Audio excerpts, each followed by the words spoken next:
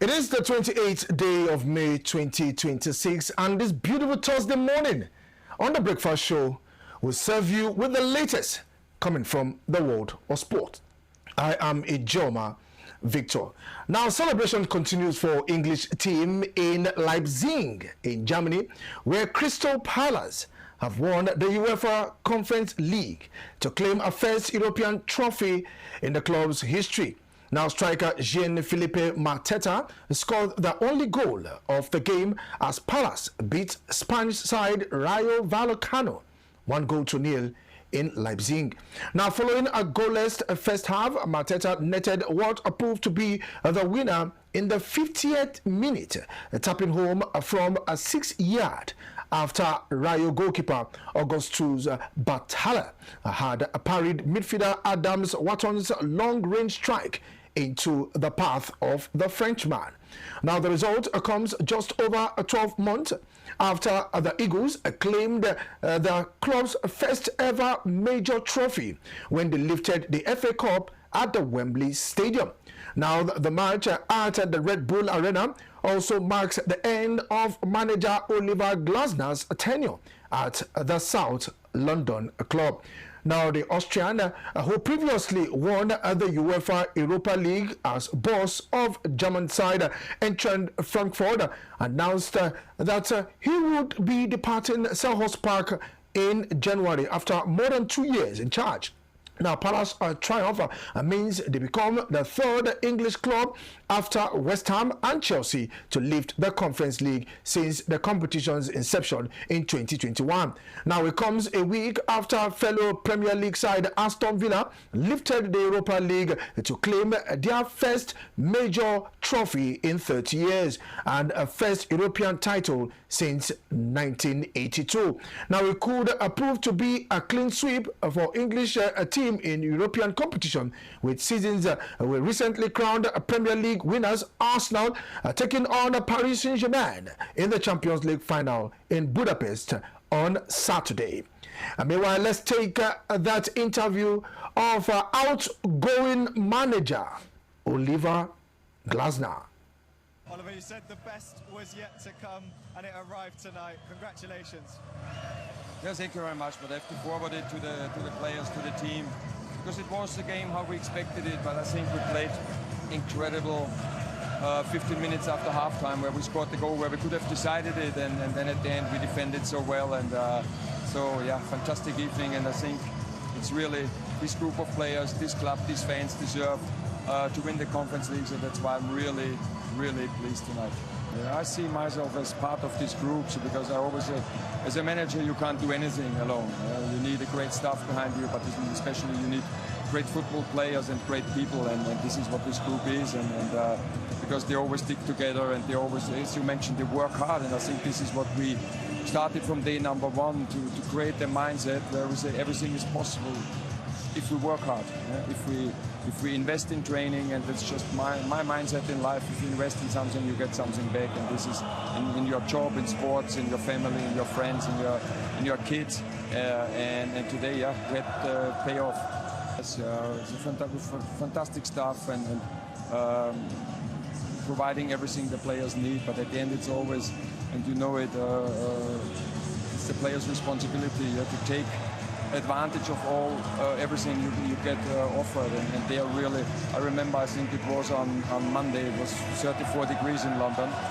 We had a Sunday game against Arsenal, and I think I left at 5 in the afternoon, and JP Mateta and T. Mitchell just came back from the cryo, and this just shows the mindset. The other players, they are really investing so much, and again, and that's why we can lift another trophy.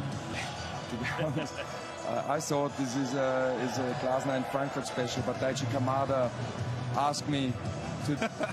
It's good for an almost 52-year-old. A lot, and I told the players, I think it was today in the meeting, because we hear a lot when the fans say thank you to us for giving them the best day of their life, and all these emotions. And I said thank you to the players, because it's the same for me. So the players, our fans, they give me and my family who is here today also great, incredible days in my life, and that's what I really appreciate, and that they always listening. They were always listening. They were always supporting me.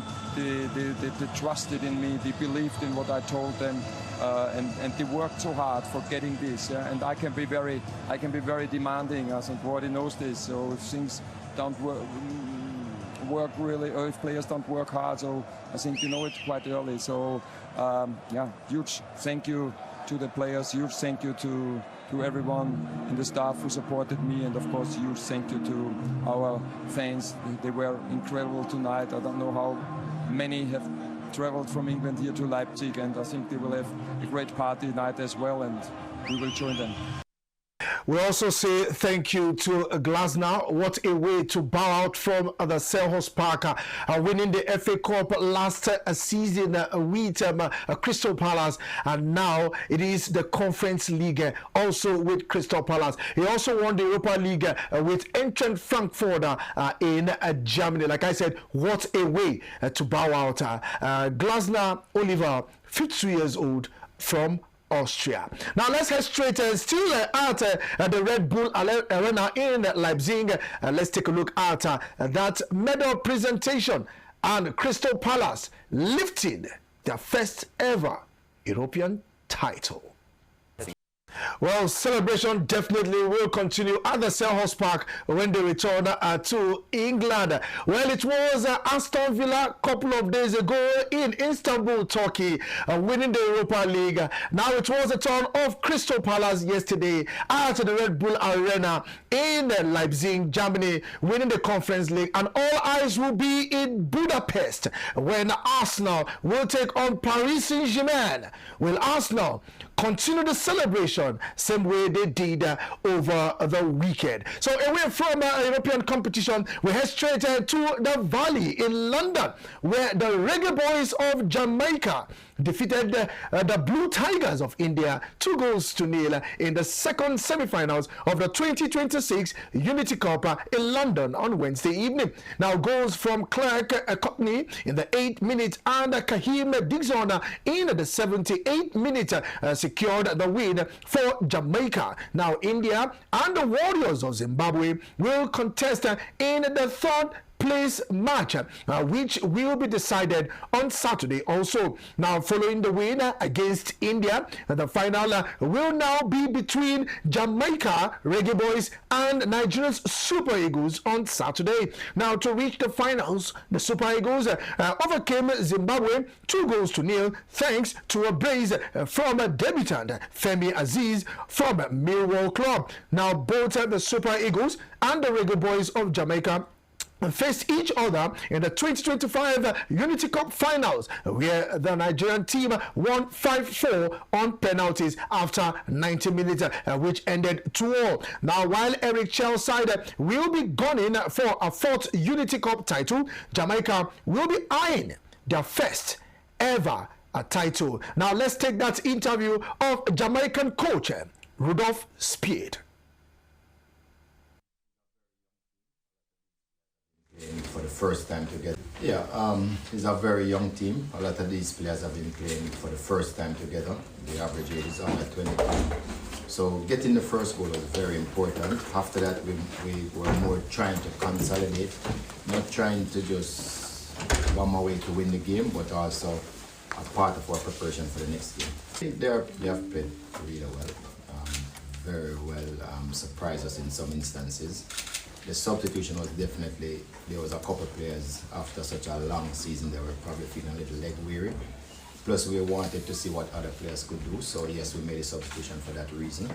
And of course, I think it put some more life in our game after that. No, that wasn't really the plan.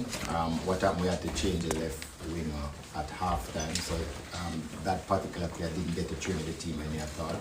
So the dynamics was different, but he's also a competent player, but definitely we had to play where we were more comfortable, and we thought that using that side would be best, but it wasn't a plan in the first place. Hi, Buki Fadipe from Elegbeta TV.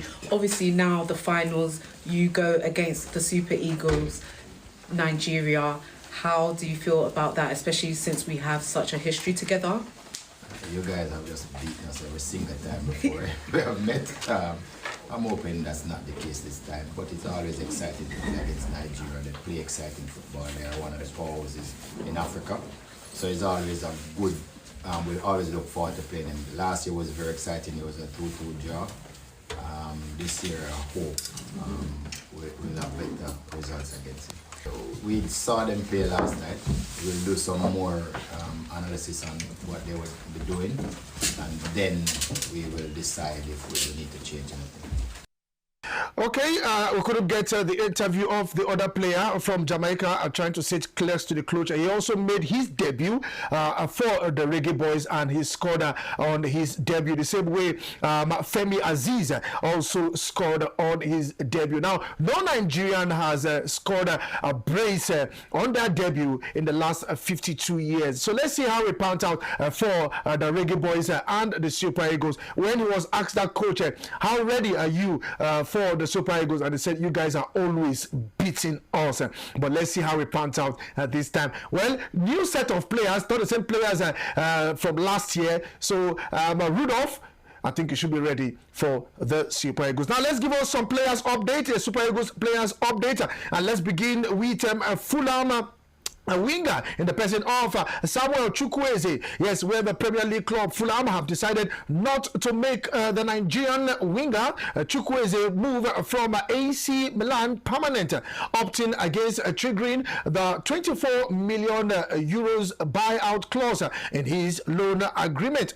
Now, according to Italian outlet, the West London side will allow the season-long loan to expire without pursuing a full transfer, meaning Chukwueze will return back to the San Siro this summer. The 27-year-old Super Eagles international enjoyed a solid campaign at the Craven Cottage, registering 3 goals and 4 assists across all competitions, while his performances were generally well received and provide valuable depth on the wings. Now, Fulham's hierarchy have ultimately chosen not to commit to the permanent signing.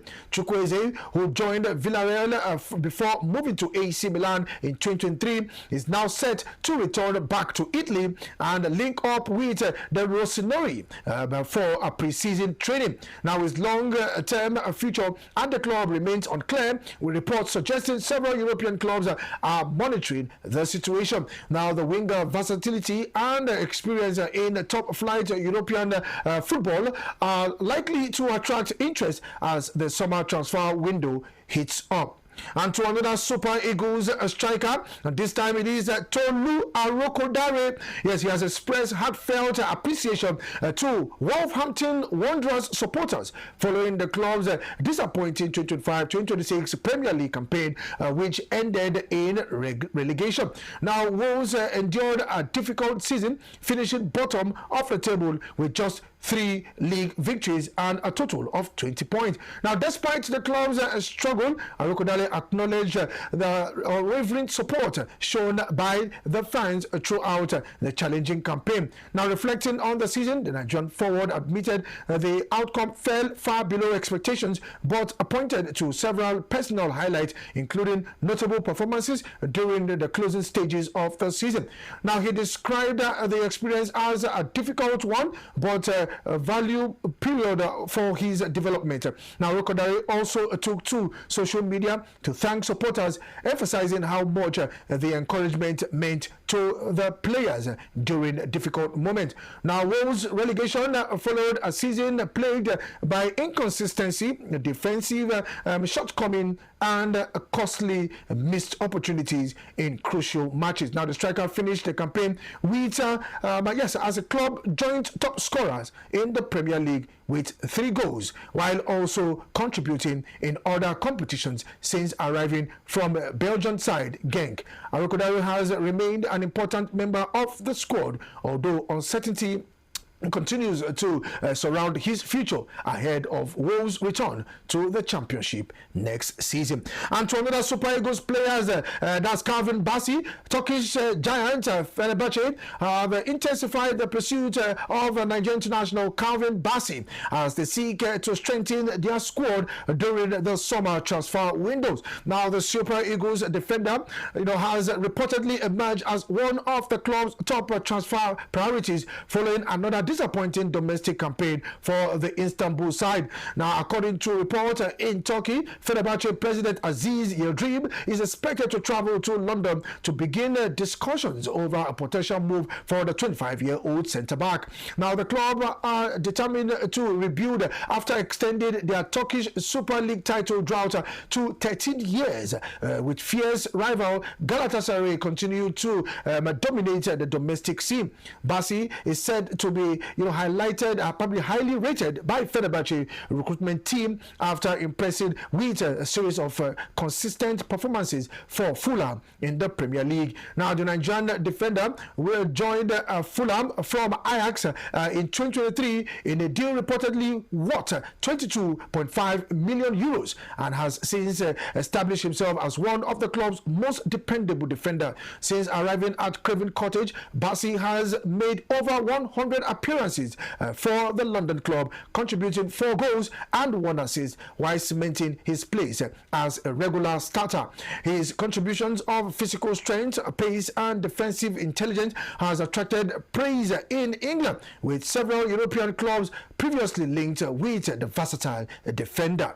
And finally, we wrap it up with a World Cup update, where barely 2 weeks before the commencement of the 2026 FIFA World Cup crisis appears to be brewing in the camp of the Senegalese Teranga Lions, as head coach Papa Thiaw has reportedly threatened to walk away from the national team. Now, Thiaw guided Senegal to the final of the 2025 African Cup of Nations in Morocco and has remained one of the key figures behind the team's recent success. Now, according to a report emerging from the team's camp, indicated that the coach has been operating without an official contract since February 2026, following the expiration of his previous deal with the Senegalese Football Federation.